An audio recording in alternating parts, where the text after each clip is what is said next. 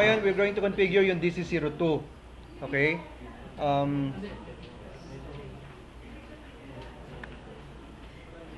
But actually, itong DC02 ko is totally wala pa rin siyang proper configuration ng mga regular settings.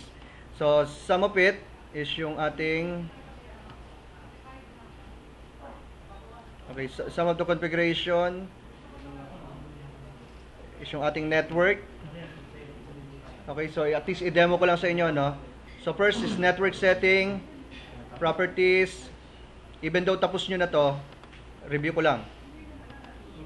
Then, IP address will be 192.168.5.3. Subnet mask default gateway will be 192.168.5.1. DNS will be yung kanyang IP address din, 192.168.5.3. Okay, done. Next, ano yung kasunod? Time zone. Double check the time zone.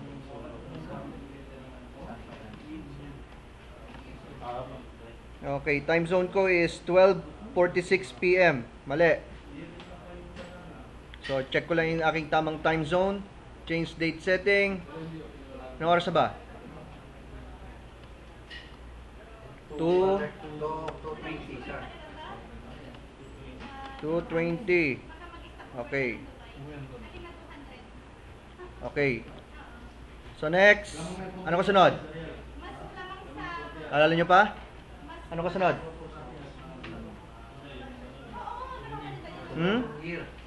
Name. Okay. So go to name, right click tayo sa logo, then system,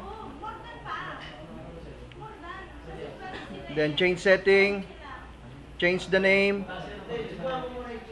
Ang name natin is GPS-DC02. Okay. So ngayon, ito yung hindi pa natin nako-configure. Yung hindi natin ginawa sa DC01 is adding this server sa DC01. Adding DC02 sa DC01. Saan natin gagawin yon? Doon din kahilera ng computer name. Pag-change ng computer name. Pe-press nyo lang itong domain. Okay? Press nyo itong domain. Tapos, i-add nyo yung inyong domain name. Ano ba yung domain name natin? GPS International.com. GPS International.com. Pwede nyo nang i-join. Okay? Gawin nyo na to, guys. Doon sa pag-add ng username, doon nyo rin i-add yung GPSinternational.com. But, wait. Kailangan naka-power on ang DC01. Pareha silang nakabuhay. Okay? So ngayon, ipa-power on ko muna yung DC01 ko para paniguradong magko-communicate sila. Dahil pag hindi sila nagkita, mag-e-error yan. Mag-e-error yan na hindi siya makakonect sa DC01. Okay? So, okay. Control-Alt-Delete. GPS at 1234. GPS at 1234. Okay.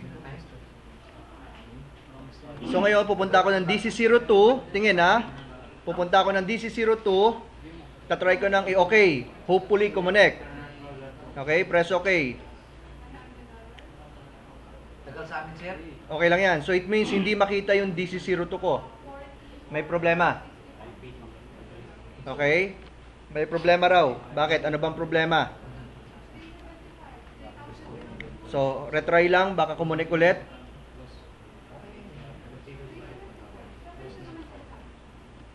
So first, kung talagang wala akong makitang magandang communication, pwede kong gamitin yung guys.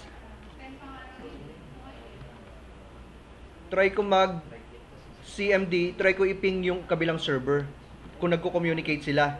So, yung CMD, command prompt, then ipiping ko yung ping 192.168.5.2 kasi nasa DC02 ako eh. Ipiping ko yung DC01 na ang IP address is 192.168.5.2. Okay, enter.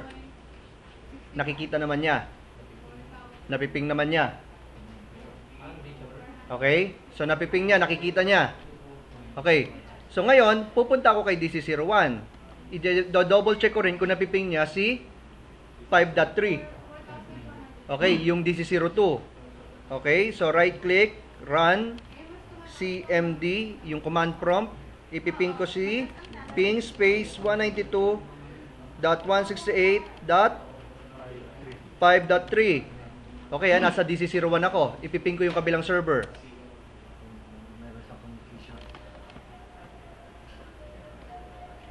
Request timeout. Ibig sabihin may konting error. I think nakita ko na kung ano yung problema natin. Okay? The problem is, punta tayo ng DC02. Okay? Tingnan mabuti guys. Tingnan nyo mabuti kung ano itong gagawin ko. Bakit hindi nag-communicate? Punta kayo ng network, right-click, open network sharing, go to Ethernet, pasok ulit tayo dun sa properties, pasukin ninyo si Internet Protocol version 4. Dito. Ang problema natin dito, dapat ang preferred DNS daw natin is 5.2. 5.2 ang DNS natin. Kasi 5.3 is yan yung DC02, di ba? So yung 5.2, yan yung main server natin kung nasaan nandun yung DNS. Kaya hindi siya makapag-login kasi mali yung kanyang DNS. Okay? So babaguhin nyo yung configuration ni DC02 DNS to 5.2. Pareho lang pala yung 2 at saka Yes. Yung DC01 at saka DC02, parehas dapat ang kanilang DNS. 5.2. Kuha? Okay. So, ipe-press ko okay. So, palitan yung DC02, sir. Palitan mo yung DC02, yung DNS ng DC02. Okay? So, close ko na lang muna to. Balik ulit ako dito sa domain. Mag-add uli ako. Okay? Press add. Okay. Hopefully ngayon pumasok na. Yun na. Nag-request na siya ng username and password. Okay. So, ano yung password ng DC01? GPS. Username muna. Administrator. Okay? Then, ang kanyang password is DC01 GPS at 1234. Press OK. Welcome. So, pasok na to ngayong server na to sa domain. Okay? Pasok pa lang siya. It means nagkaroon na sila ng communication. Pero hindi pa natin nasa-set yung sa domain controller. Okay? So, okay na tayo ron. Ano pa bang hindi natin ako-configure? Ano pa? Okay na tayo sa Ethernet? Okay na tayo sa ating domain? Ano pa yung kasunod nun? Naalala nyo? Anong kasunod? Remote desktop. Okay, enable remote desktop. Nagre-record siya ng restart. Sige, pag-restartin muna natin yung ating DC02. Tagal ito sa amin, sir. Nasaan ka na ba? Ginaano pa namin, vision namin yung okay. Tagal. Tapos na paliwanag si sir. Tapos na eh. Patakan ko. Nataktiv.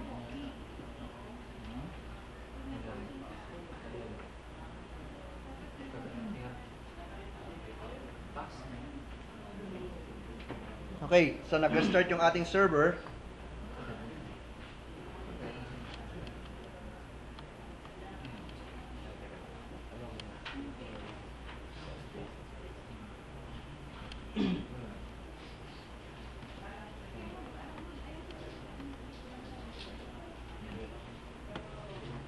So, GPS DC02, ang ating administrator password. GPS at 1234.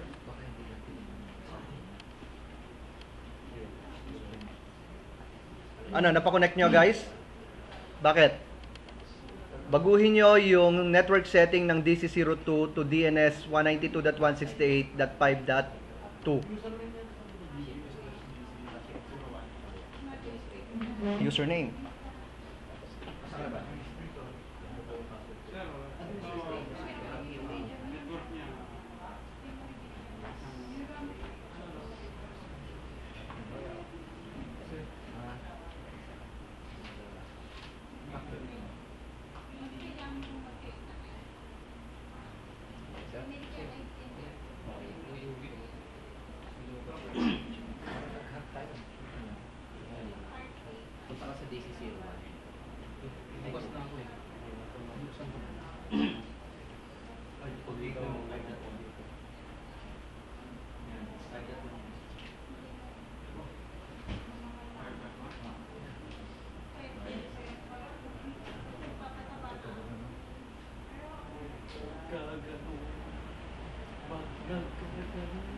Pinsan niyo? Wala. Wala pa. Wala pa rin. Umilit ulit eh. Hindi. Hindi pa rin. Wala pa. GPS international. DC ano? Sabi mo wala yung GPS. DC 02 na yan. Last DC0. DC Paano nagkahap yun? Oh. Kaya ano? Ano ba? Wala pa, ginagamit eh. Domain. GPS international. Hindi. Mga ganyan. Pero may sunay yan. Kaya nakasabay eh. Ayos lang yan. Sa inyo ba? Nagkahap ka. Tingnan mo kayo yun. Wala yung suspend. Dapat naka-power on dalawa. Naka-power on ba yung dalawa? Oh, bilis dito oh. Administrator.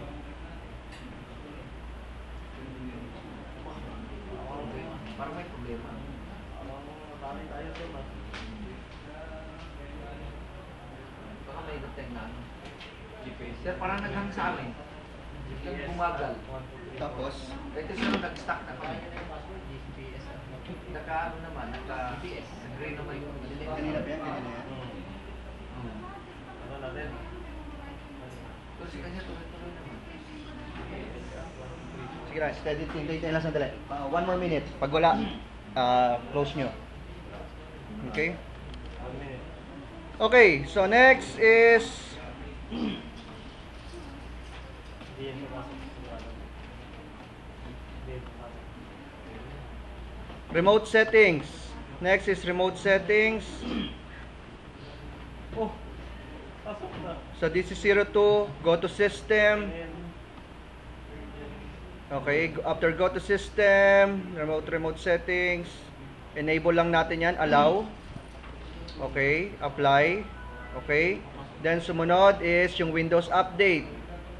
Windows Update is change setting, select an option, download, update, but let me choose whether to install them. Okay? Okay, so yun lang yung dalawang na yun. So ready na ngayon yung server. Okay, kukonfigure na ngayon natin yung domain controller nito.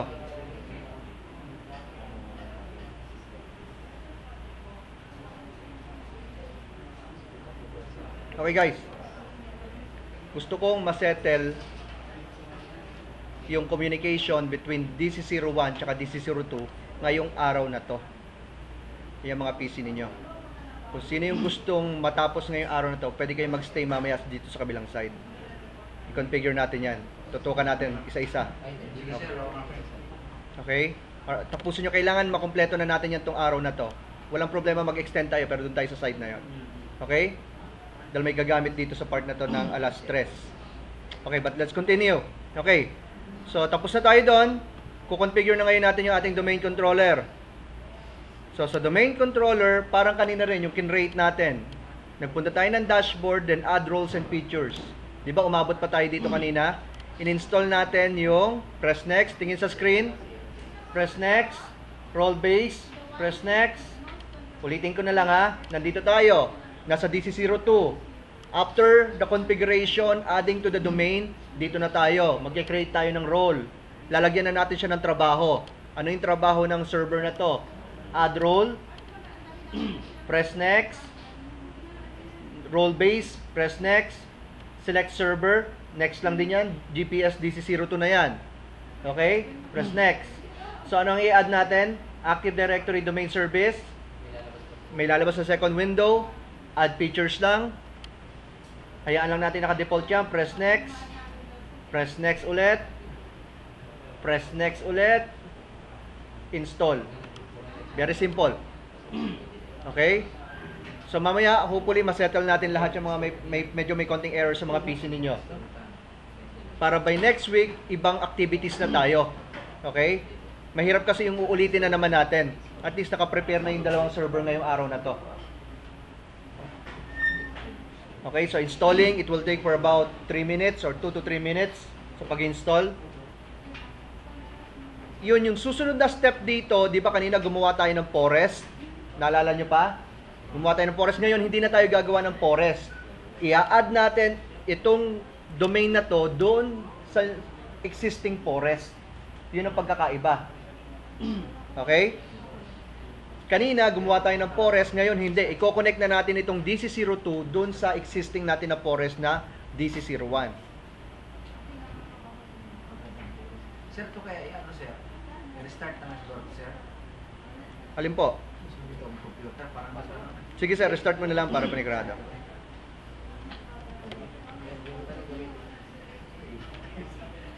Iwan sa... naiwan kami sir. Nag-start. Dito pa rin naman tayo eh. Ilang tao pa pa eh. Oo, kailan may 10% tayo tutunan. Ito ba din sir? 25%. 25 naman. Di ba tutunan pa? Ito. Administrator. Sir, sa akin. Natin?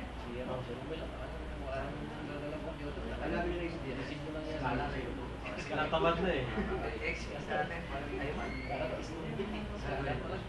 Tinatamad. Ha?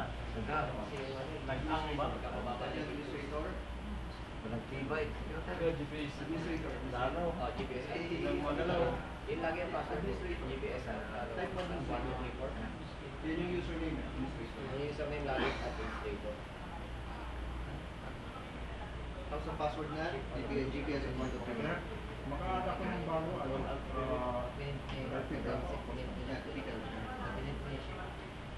Okay, so done. Tapos na yung installation ng domain controller. Close na natin to. So ngayon, check ko lang apps. Di ba meron tayo dito sa left side lagi. Check natin yung ADDS natin. Kung may error ba siya. So meron nga. Kailangan na nating i-press yung more. Okay. So sumunod niyan is yung promotion or promote this server to a domain. Ipo-promote na natin siya. So by pressing promote, lalabas na tong yung ating kung gagawin nyo ba siyang a domain controller to an existing domain or a new domain on an existing forest or add a new forest. So ang se-select natin, add a new domain. Okay? Wait lang ha. Wait. Ito pala, add a domain controller to an existing domain. Yung number 1. Okay? Number 1 ang isa-select ninyo. Okay? Then after that, confirm nyo yung domain name, gpsinternational.com. Lumabas ba? Okay?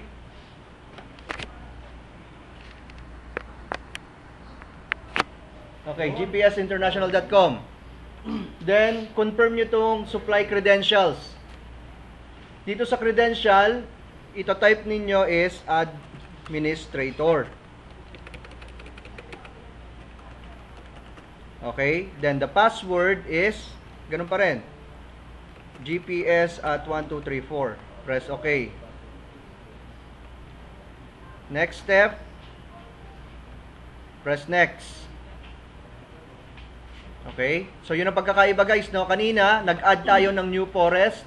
Ngayon man, nag-add tayo ng domain controller to an existing domain. Okay? Then, press next. Okay. So, katulad din to nung kanina, nag-create siya ng DNS. Then, i-type nyo lang tong... Wait lang ha, nag-initialize pa.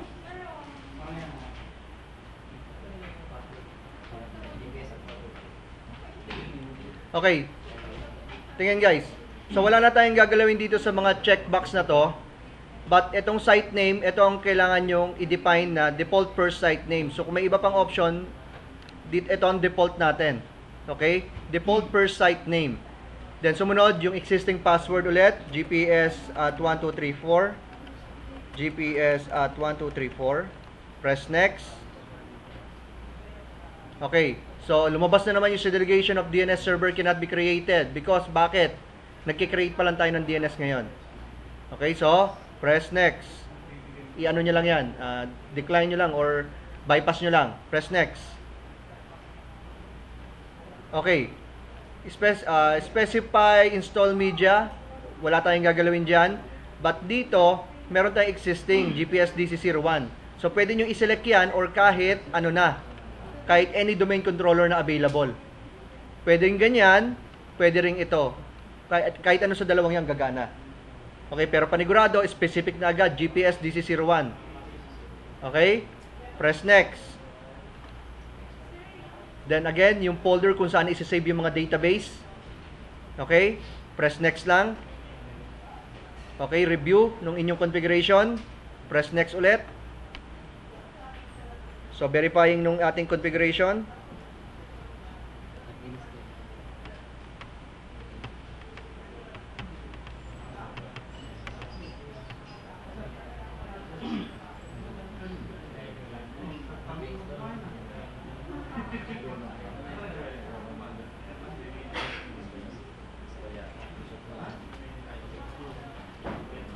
Okay.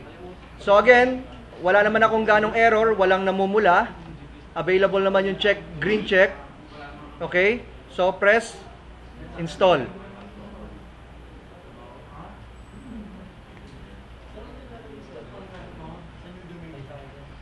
Sa new domain.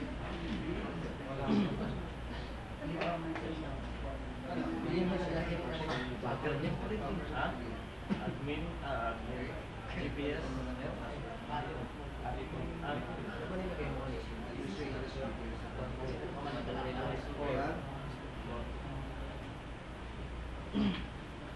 Ito lang ba ang anak ko ito sa window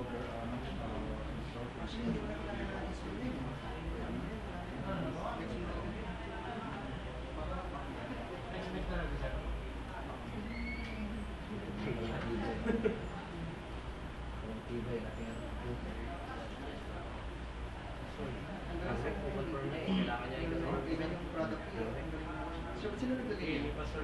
Ikaw na? yung product kit ako naglagay. Okay.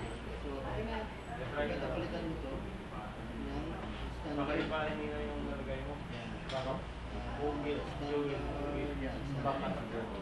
tapos nakalimutan mo lang ang Google. Ano talaga dito, the group was Okay, so you're about to be signed out. This computer will be restart because Active Directory domain was automatic, nag-restart siya. baka rin dito. Lagyan natin. Sir, hindi niyo matandaan yung password niya. Ha? Hindi niyo matandaan. Okay, kasi actually dalawang password yung ginamit na natin, hindi ko lang napansin. Yung isa, GPS at 1234. Pero yung pangalawa, yung una, last week, ang ginamit natin, naka-caps yung G. Naka-caps yung G last week, di ba? Pero DC0 to po eh. Ngayon lang ginawa yun. Ngayon lang ginawa eh. Eh, kasi nga si Joey lang ina-add mo eh. Yung administrator kasi. Ayaw ko naman Hindi pwede.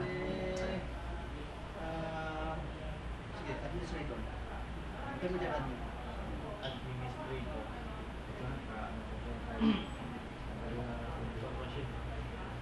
Mare, this is 02, then yung password. GPS, nagpagod dito. Hindi, normal lang.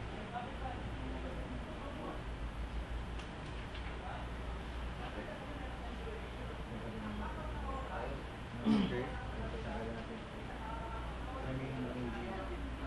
Baka naka-caps ka. Diba kanina naka-caps siya?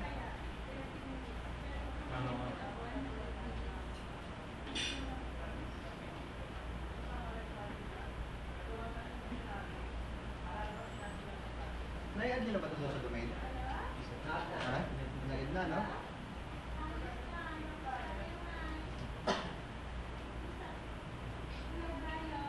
Gusto ba na yun yung password mo?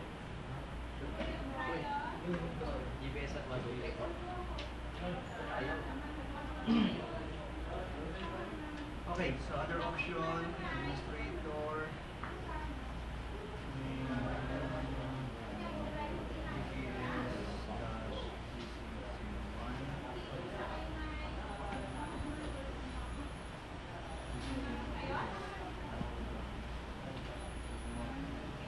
Balik na yata sa root na yata yung GPS.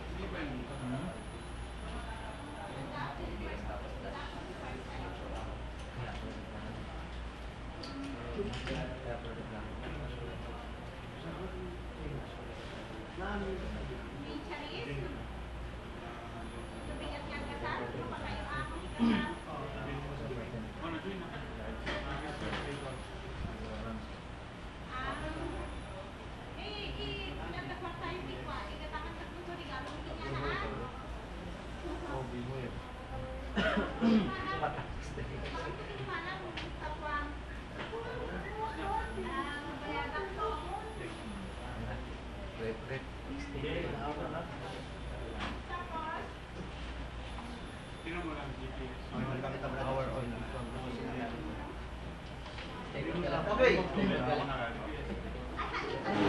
So check.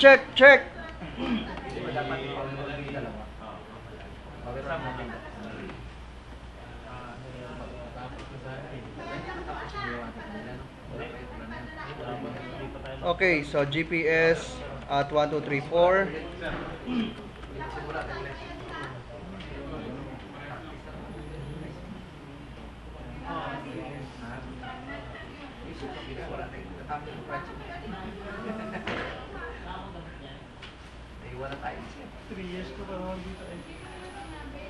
Okay guys.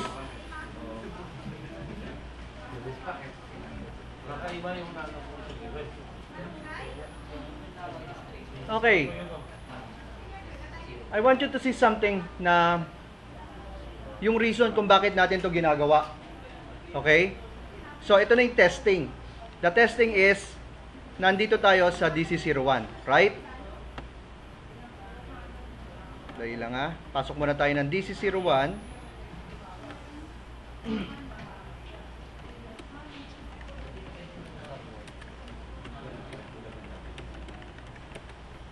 Okay. So, nasa DC01 tayo.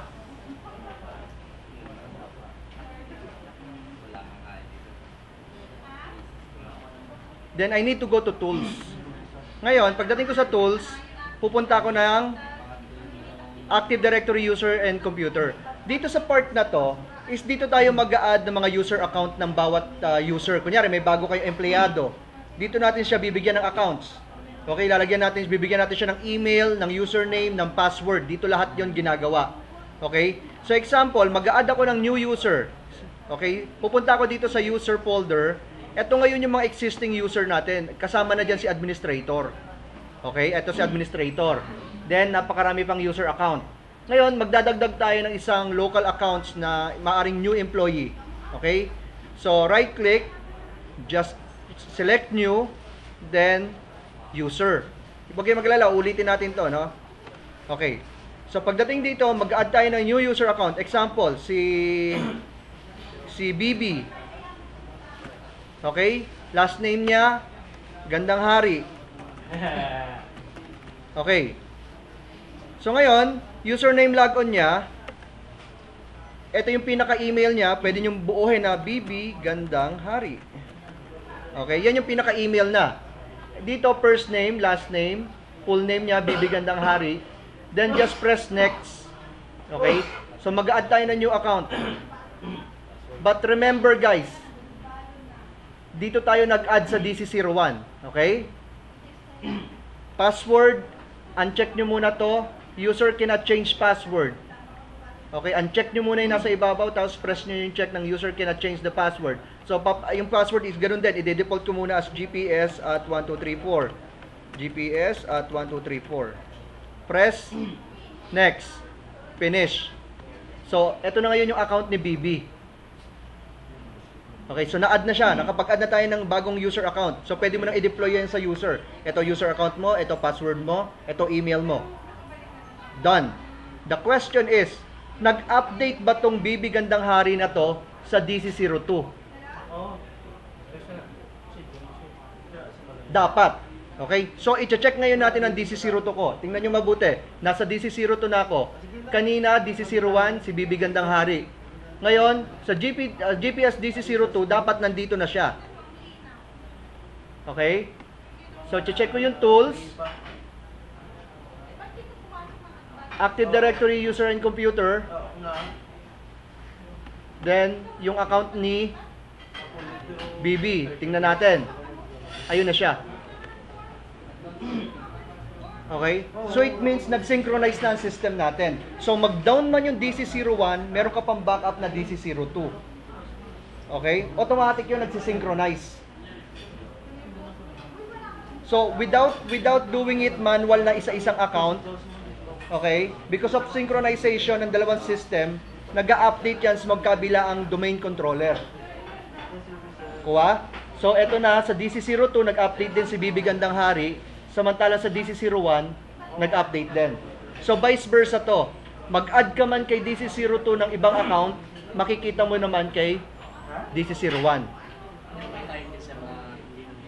Hindi, imposibleng hindi mangyari yon. Hindi mangyayari yon kapag hindi maayos ang configuration mo tsaka nag-lose communication sila. Maaring through network, maaring through kable. Okay? Yun lang ang maaring maging reason mo kung hindi man mag-update yan. Kuha natin? Okay, so yan ang gusto kong ma-settle ngayong araw na to sa mga computer ninyo. Magkaroon ng communication between updating ng mga user and computer. Kuha? So, let's finish it, guys. No? Kung sana ma-settle natin lahat yan sa computer nyo ngayon, mas maganda. Para by next week, iba na itatakal natin. Makapag-move on tayo. Okay?